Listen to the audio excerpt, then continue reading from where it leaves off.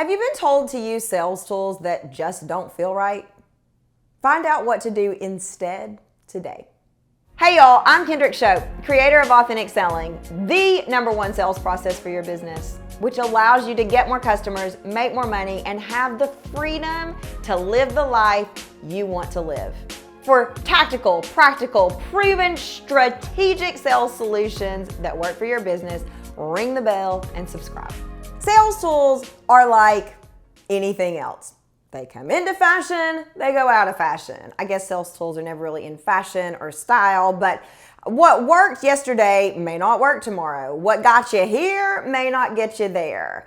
And sales tools are no exception. In fact, there are some very outdated sales tools that people are still teaching. And quite frankly, when I hear people teaching these, I want to cringe. They make me feel icky, sleazy, slimy, gross, crusty, musty, dusty, rusty, and cringy. I'm adding a new one to the mix, cringy. You just don't need to do them. There is no reason to do them. So today we're going to talk about 3 sales tools to take out of your sales bag of tricks. Now you may be thinking, I don't have a sales bag of tricks. I don't either, because sales should not be trickery, right? But let's say 3 sales tools to take out of your, what should we call it? Out of your options to talk about your products and services. Not as sexy, not as fun as bag of tricks, but no tricks required to sell here. Tool number 1 is guilt. Nothing makes me more upset in a sales situation than when someone tries to guilt me into buying something. First of all, I don't need any more guilt in my life. Guilt does not have a place in my world, and it shouldn't have a place in your world. Shouldn't use the word should, so maybe I just used a little bit of guilt there, but that's a whole inner dialogue going on in my head, and I felt you should know that. The point is, guilt is not a healthy feeling. I mean, mom guilt is the worst thing in the world. Can I get an amen? So, how do people use guilt? People use guilt in a sales situation in so many ways. So, they say things like, well, how important is it to you to solve this problem? Okay, that you say that before the sales call. I see this on applications all the time. Can you see me rolling my eyes? And I want to roll my eyes. And the justification for that is, well, if it's not important to them, I don't want to get on the phone with them. Okay, they are taking out the time to fill out an application. It's important to them. Now, how important is it to you? Okay, let's say I give you a 10 out of 10. Then the way you would use guilt is to say, when I tell you it's too expensive, well, you said it was a 10 out of 10 to get this solved, to get this problem fixed. And so what is it really? Or what do we need to do to make you be able to solve this problem now? Because it's a 10 out of 10 and I really want this for you. Okay, let me tell you something. When a salesperson says, I really want this for you, yeah, pause. Like that makes my sort of marmoset response go up and be like, yeah, do you really want this for me, or do you want it for you? Another way that sales pros use guilt is to tell you to give something up. If it's important to you, what can you give up to solve this problem? If you gave up your Starbucks for the next month, you would have, I have no idea because math is not my strong suit. But the point is, take your hands off my Starbucks. I don't need you to guilt me into buying your product or service. And if you have to use guilt, if you need to guilt me into buying your product or service, then I don't want it anyway, because it's not too dang good. Your product and service ought to be able to stand on the merits of how it's going to change my life, no guilt required. So stop using guilt. Stop asking people, and I know that many of you may be doing this and not thinking about this, but stop asking people, how important is it to you? I'm here, I'm on your website, I'm trying to schedule a call. By scheduling a call or filling out an application, I am giving you my time. And you know what? Time is the most precious resource I have on this planet, because I can't make more of it. And so I am taking time to prove to you that I am worth getting on the phone with. Yeah, no, just no. Stop using guilt. That is tool number one to stop using. Tool number two to stop using goes hand in hand with guilt, and that is other people's money. It's none of your business. None. Zero. Stop trying to help people sell something to find the money to work with you. I am telling you, as sure as my hair is wed. That's a new color. Wed. I'm debuting it for the summer. What do y'all think? As sure as my hair is red, if they are sold, if they see the value, they will find a way to pay. And that really is pretty true for most price points.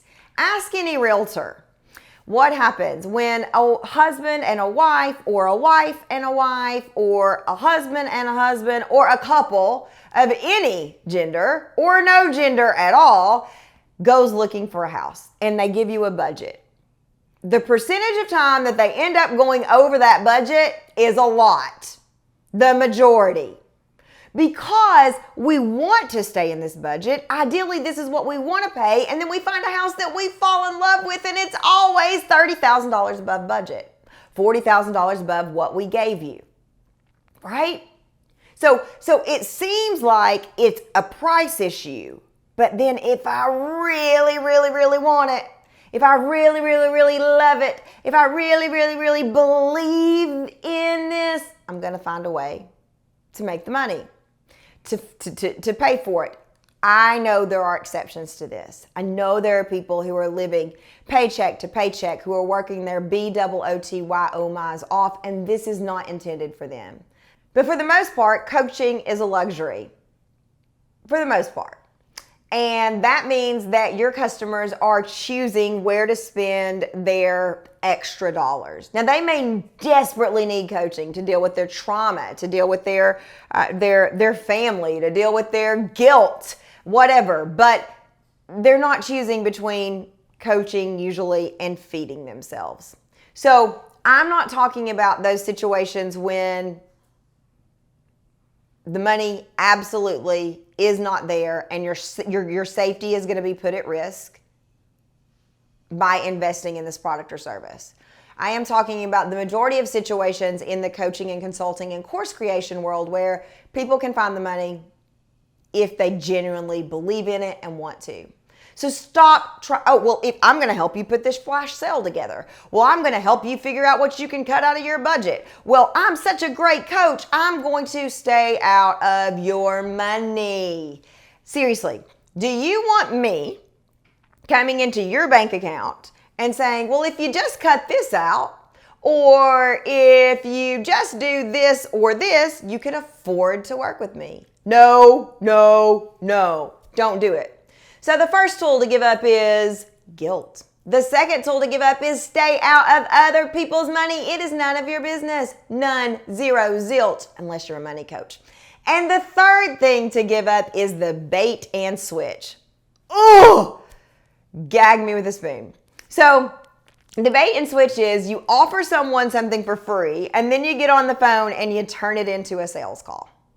There needs to be a separation of sales calls and free in our industry. The two don't need to be confused. You're either aware that you're getting on Zoom or whatever because you want to learn about my product or service, or you're getting on Zoom because I'm going to give you a free session, but not both. The exception to that would be at a webinar when there is a clear transition from the teaching to the selling.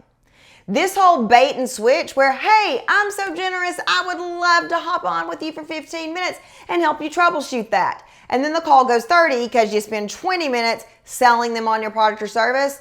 Stop it. It's icky, sleazy, slimy, gross. It's crusty, musty, rusty, dusty. And you don't need to do it.